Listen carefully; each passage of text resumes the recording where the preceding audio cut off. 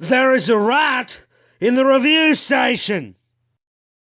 Yes, that's right. Today we're taking a look at 4 different figures, being Kingdom Core Class Wave 1 and Buzzworthy Core Class Bumblebee, or, if you're an educated person, maybe Bumper. So let's kick it off with accessories. Surprisingly, 3 of the 4 of these figures include accessories, unlike the Titans Return Legends. Haha! With Prime and Rattrap including a gun, and Vertebreak including a tail whip. And they can peg on various parts of the figure, most notably in the hands, with Rattrap having a dedicated gun storage. Haha! Sir, please leave my house. What?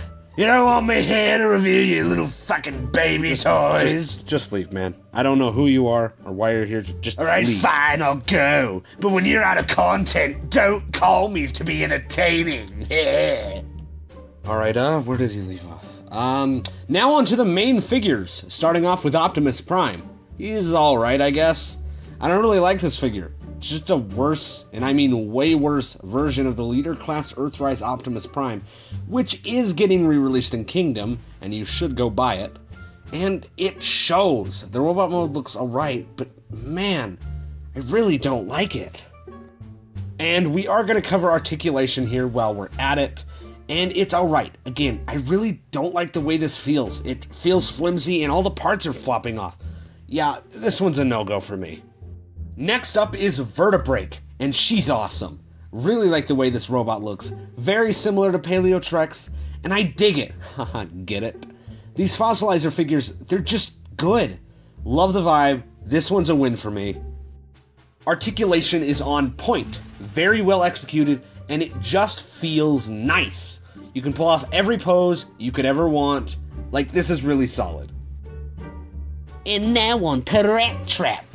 And this figure looks incredible. The backpack looks fine, a little big, but I'm okay with it. And the robot mode joints are stellar. This thing looks the best. The head sculpt is amazing. Yeah, it's a Rattrap, and it looks amazing. The red eyes and mouth are very cool as well. This is basically, other than the colors, a spitting image of the show model. And his articulation is amazing. He can pull off everything I want, and it's just awesome. Hasbro, please, Gen Selects Pack Rat, make it happen. I want it really bad. And finally on to Bumblebee. And this is fine. And surprisingly, this is actually the one I have the least to say about.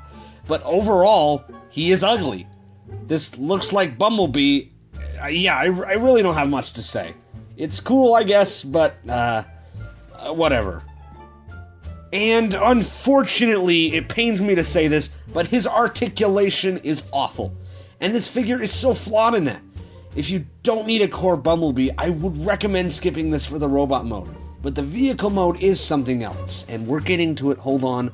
Also, if I don't mention Spike, people are going to complain. Spike is fine, I don't care.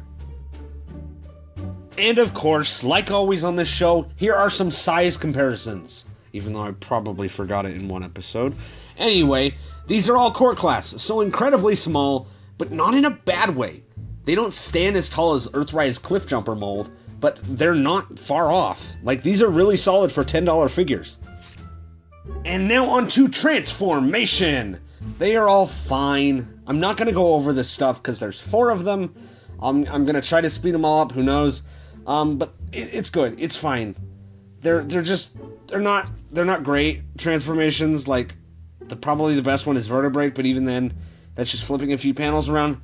Look, they are what they are. They are transformations. They are fine. Rattrap is probably the most complex, but not the hardest, surprisingly.